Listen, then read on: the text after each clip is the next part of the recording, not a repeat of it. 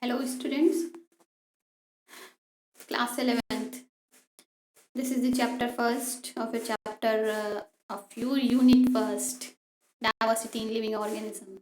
So in this unit it involves four chapters: living world, classification, plant kingdom and animal kingdom. So former three chapters are broad chapters. Okay, this first chapter is very short chapter. So just complete this chapter very soon. Okay, so chapter के living word. So we have to learn in this chapter. What we have to learn? We have to learn that what is living, diversity in living word, taxonomic categories, and taxonomical aids. But overall, this chapter is divides into two parts. Okay, first is about living, and second is about taxonomy and classification. Okay, so mainly this chapter wants to tell कि living world, पूरी living की दुनिया को बताना चाहता है. So before going the diversity in living, because the unit name is कि diversity in living organism. Diversity living organisms में डाइवर्सिटी कितनी है, क्या है, किस तरह से फैली हुई है, ये हमें पढ़ना है. ओके, सो दैट इज कि before going to the living world, before going to the taxonomy, before going to plant and animal kingdom, different different, we should know कि what is living. So this chapter is about कि the living world, what is living world, how can you say कि something is living. Okay, in this world you see so many things which make us speechless. The beauty of this world, the beauty of this earth.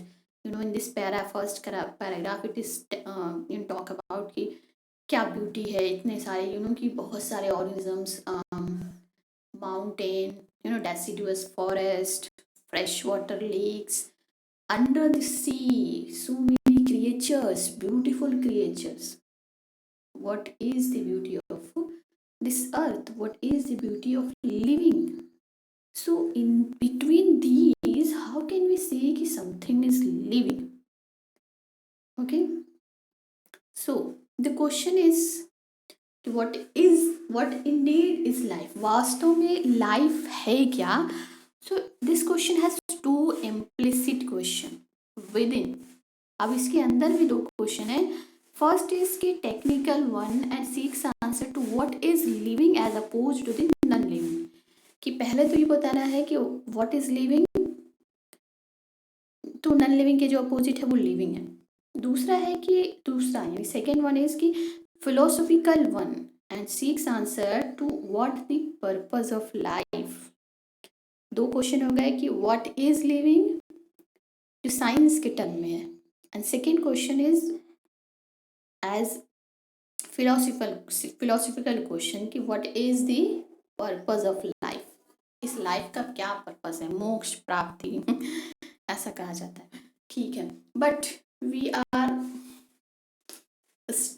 Studying with the scientifically.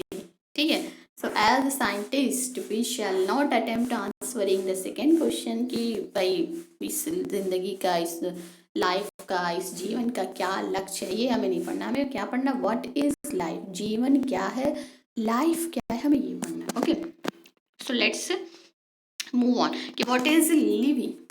Okay, so if someone asks you ki what is living, so you can see so many criteria ki what is living. Something is moving, something is breathing, something is something can reproduce, something ki can grow, etc etc are living things. And what is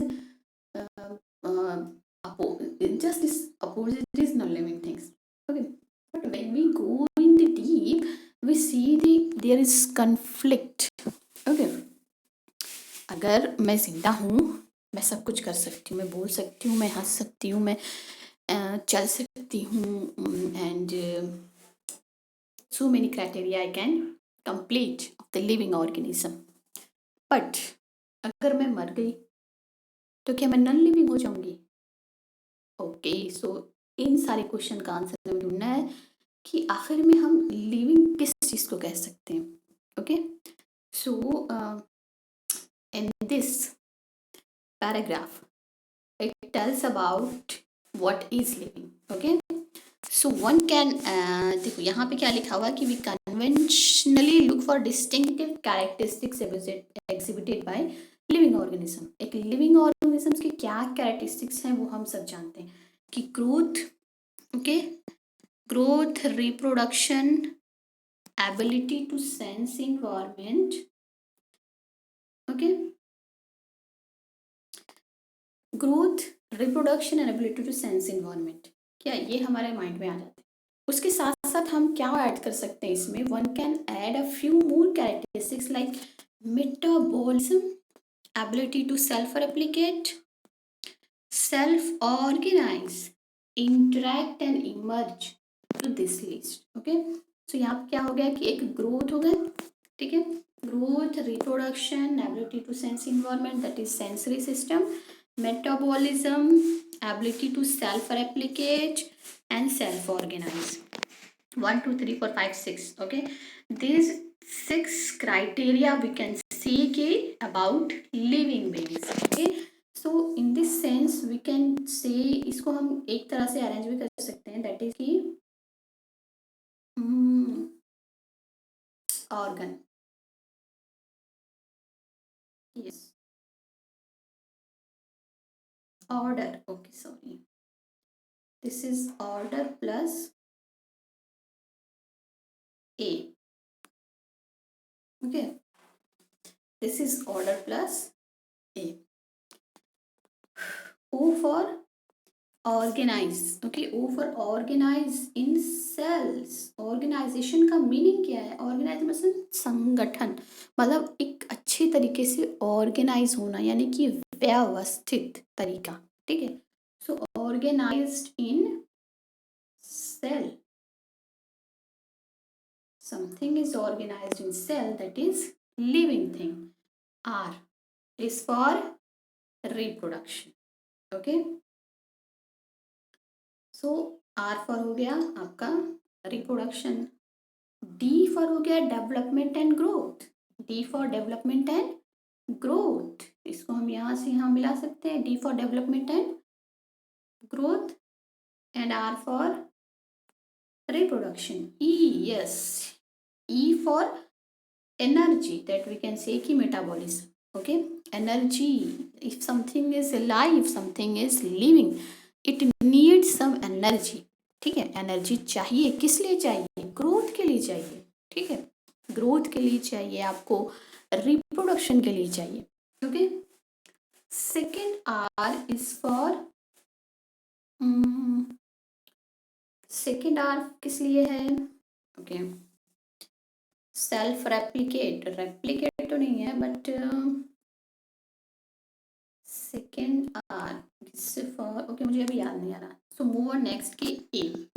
A is for adapt to environment. Yes, R for हो गया response. ठीक है, R for हो गया response. R means response. Okay, response means sensory system. If something is living it should be sensible. ठीक है, अगर कोई चीज़ आपकी लिविंग है तो उसमें सेंस होना ज़रूरी है, कॉन्शियसनेस. ठीक है, सेल्फ कॉन्शियसनेस बहुत ज़रूरी है. अगर वो नहीं है दैट वी कैन नॉट से कि is living. Okay, and A is for adaptation. ठीक है, एडॉप्टेशन यहाँ नहीं दिया, वो हम इन्वायरमेंट के सेंस में ही ला सकते हैं कि something is living, so they can adopt themselves according to their environment. तो A is for adaptation. Okay, so if something can complete this criteria, then we can say कि something and that A and that B is living thing. Okay, so one by one करके अगर हम सारे criteria को पढ़ें, ठीक है, सो यहाँ पे ये लेके चलेगा कि भाई ये living things. Okay, all living organisms grow, तो सब इसमें सब में यही चीज़ लिखा हुआ है. तो just keep in your mind this concept. Okay, order plus A. Just keep in your mind order plus A, organized in cell. Okay, अगर कोई चीज़ लिविंग है तो उसको सेल में ऑर्गेनाइज होना बहुत ज़रूरी है। तो सेल जो है वो आपकी डिफाइन करती है कि समथिंग इज लिविंग। अगर कोई चीज़ लिविंग है तो वो सेल में बनी होगी, ऑर्गेनाइज्ड होगी। ओके, आर फॉर हो गया रिप्रोडक्शन, रिप्रोड्यूस करेगी। नंबर भाई अपना, या तो वो अपना नंबर बढ़ाएगी, नंबर वो इंक्रीज इन नंबर हो जाएगी, नंबर में बढ़ेगी, या फिर वो इंडिविजुअल को बढ़ाएगी। ठीक है। डी फॉर हो गया डेवलपमेंट एंड ग्रोथ। ठीक है। ई फॉर हो गया energy, R for response, sense से रिलेटेड है, and A for adaptation. So this order अगर कोई चीज़ को कंप्लीट कर रहा है देन इट इज लिविंग। सो यहाँ पे 1 by 1 करके दिया हुआ है कि ऑल ऑर्गेनिजम्स ग्रो, जितने सारे लिविंग ऑर्गेनिजम्स हैं वो ग्रो करते हैं। तो ग्रो में भी क्या है आपके, 2 तरह से ग्रो होता है। ठीक है, 2 types growth. First is extrinsic growth and second is intrinsic growth. Extrinsic growth मतलब जो बाहर से ग्रोथ हो रहा है। ठीक है, तो अगर हम यही सिर्फ ग्रोथ अगर हम क्राइटेरिया लेते हैं तो we can not define living, क्योंकि हम बाहर से चीज़ों को एक्यूमुलेट करके भी हम ग्रो कर सकते हैं, उनकी साइज उनकी लेंथ हम बढ़ा सकते हैं। ठीक है, और इंट्रिंसिक ग्रोथ है क्या, जो इंटरनल ग्रोथ हो रही है, जो अंदर हमारे बॉडी के अंदर जो ग्रोथ चल रही, नंबर ऑफ सेल्स जो बढ़ रही है, वो हमारी इंट्रिंसिक ग्रोथ है। तो ग्रोथ दोनों तरह से हो सकती है। तो यहाँ पे कन्फ्लिक्ट है, we can not take a growth as a criteria to define living. Okay, second is के reproduction. Yes, reproduction likewise a characteristics of living organism. Okay, पहले इसको अंडरलाइन कर देते हैं, मैं इसको रिमूव कर देती हूँ, अंडो ड्राइंग हो गया। ओके, देन सॉरी, यहाँ से आपका हो गया all living things grow. First criteria ये हो गया कि ग्रोथ में आपके 2 टाइप्स के होंगे। ओके, सेकेंड हो गया आपका reproduction likewise is a characteristics of living organism. Living organisms की कैरेक्टरिस्टिक्स है। ठीक है, non living things can not reproduce. भाई टेबल, कुर्सी, मेज, पेन, ये सब रिप्रोड्यूस नहीं कर सकते, सिर्फ living organisms can reproduce. But यहाँ पे भी क्या होंगे कि कुछ ऐसे ऑर्गेनिजम्स हैं, यस, लाइक जो वो होते हैं। ठीक है, हनी बी। ठीक है, हनी बी में जो स्टेराइल हनी बी होती है। ठीक है, ये हो गया ना स्टेराइल हनी बी। यहाँ से आप आ सकते हैं कि which do not reproduce। यहाँ पे further there are many organisms which do not reproduce, जैसे कि म्यूल्स। ठीक है, स्टेराइल वर्कर बीज। ठीक है, जो वर्कर बीज होती है ना वो स्टेराइल होती है, यानी कि they can not produce. Fertile, 2 type concept होते हैं, fertile and sterile. So fertile is meaning for something या someone can be able to reproduce, and sterile means कि someone can not be able to reproduce. Incapability of reproduction, या to produce offspring is sterility। ठीक है, infertile human couples. Infertile यानी कि कुछ ऐसे human couples जो होते हैं भाई, इनके ऑफस्प्रिंग नहीं होते हैं।